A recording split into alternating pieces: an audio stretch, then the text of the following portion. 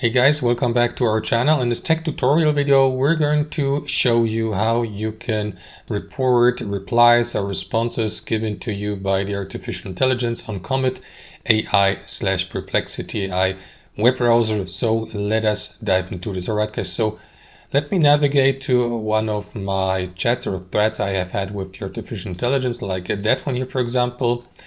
And you may browse through your chat history here.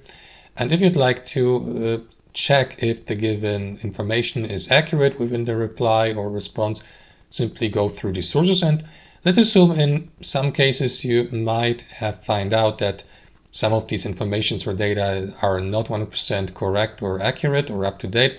In this case here, guys, you may always report, or you have the opportunity to report each reply response. You can do that by clicking into these three dots in the bottom right corner of the reply, and you will see that report button here.